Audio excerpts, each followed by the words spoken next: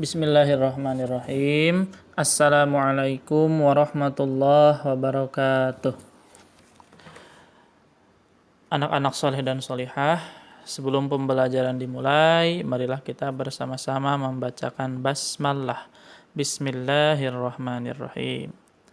Baik, sebelum pembelajaran dimulai, sebelumnya Bapak meminta maaf yang sebesar-besarnya jikalau Bapak mempunyai kesalahan yang disadari ataupun yang tidak disadari, dan jika ada kesalahan dalam memberikan pembelajaran dan yang lainnya, mohon minta maaf yang sebesar-besarnya.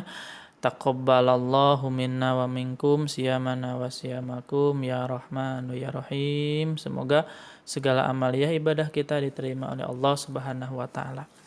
Baik anak soleh dan solihah, dalam pembelajaran terakhir dari fikih, kita akan belajar tentang hikmah salat Idain atau Idul Fitri dan Idul Adha. Bisa kalian pahami bahwa hikmah dari melaksanakan salat Idul Fitri dan Idul Adha itu banyak.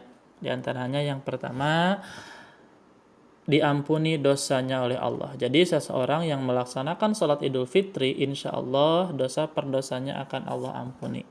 Sebagaimana hadis yang diterima dari Ibnu Mas'ud radhiyallahu anha, Nabi sallallahu alaihi wasallam bersabda, sesungguhnya Nabi bersabda, tatkala umat Nabi melaksanakan puasa Ramadan dan mereka keluar untuk melaksanakan sholat Id, maka Allah berfirman, wahai malaikatku, setiap yang telah bekerja mendapatkan upahnya, dan hamba-hambaku yang melaksanakan puasa Ramadan dan keluar rumah untuk melaksanakan sholat Id dan memohon upah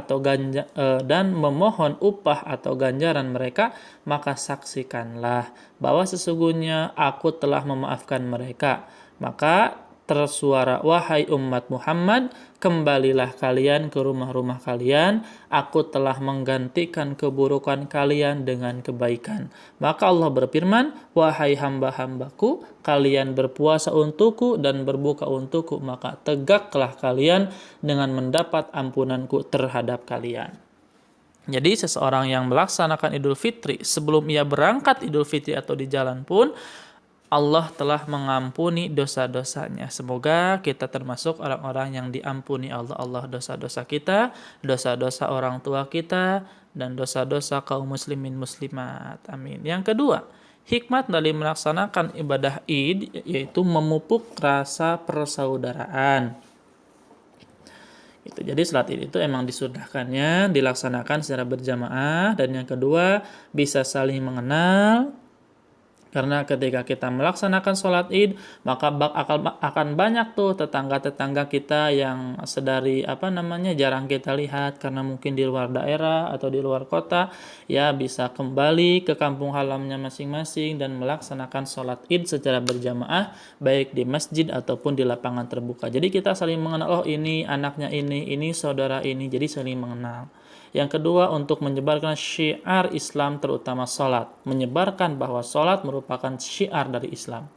Kemudian, sebagai sebuah wadah untuk belajar tentang agama dari para ulama. Karena dalam Id pasti adanya tausiah, pasti adanya siraman rohani yang itu bisa memberikan efek kepada kita sehingga kita banyak belajar dari beliau.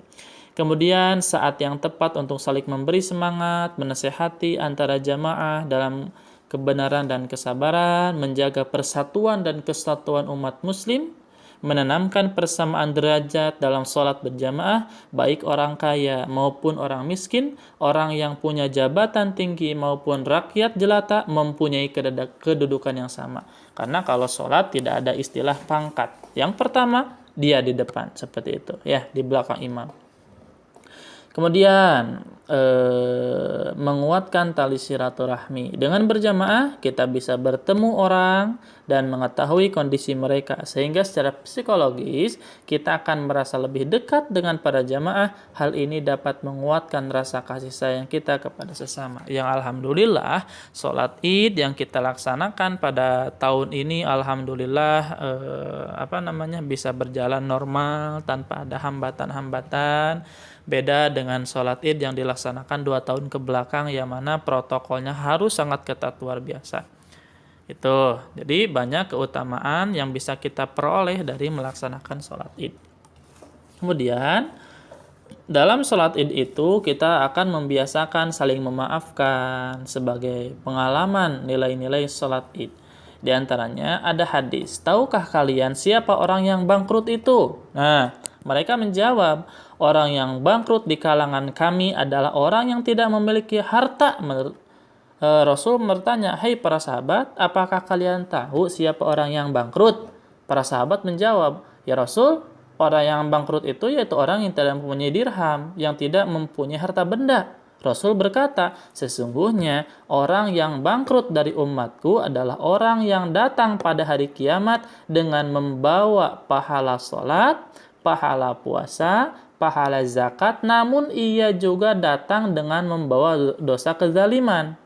Ia pernah ia pernah mencerca si ini, menuduh tanpa bukti terhadap si itu, memakan harta si anu, menumpahkan darah orang ini dan memukul orang itu, maka sebagai tebusan atas kezalimannya tersebut diberikanlah di antara kebaikannya kepada si ini, si anu dan si itu. Sehingga apabila kebaikan telah habis dibagi-bagikan kepada orang-orang yang dizaliminya, sementara belum semua kezalimannya tersebut, diambillah kejelekan atau kesalahan yang dimiliki oleh orang yang dizalimi, lalu ditimpahkan kepadanya, kemudian ia dicampakkan ke dalam neraka. Na'udzubillahi min dzalik.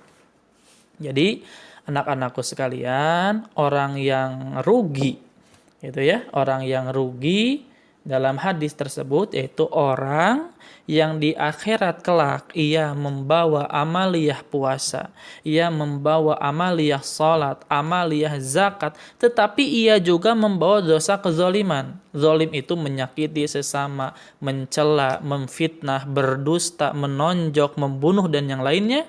Maka ketika di akhirat kelak orang yang dizalimi akan meminta dakwaan kepada Allah, kepada kita, maka orang yang menzalimi tersebut amalnya diberikan kepada orang yang dizalim. Kemudian jika amalnya telah habis tapi orang yang dizalim masih banyak, maka dosa orang yang dizalim diberikan kepada orang yang menzalim. Na'udzubillahi min dzalik. Semoga kita bisa saling memaafkan dan kita menjadi pribadi yang lebih baik lagi. Hadis tersebut diriwayatkan oleh Imam Muslim. Alhamdulillah, pembahasan kita telah selesai. Marilah kita menutup pembelajaran ini dengan membacakan hamdalah bersama-sama. Alhamdulillahirabbil alamin. Wallahul muwaffiq ila aqwamit thoriq. Assalamualaikum warahmatullahi wabarakatuh.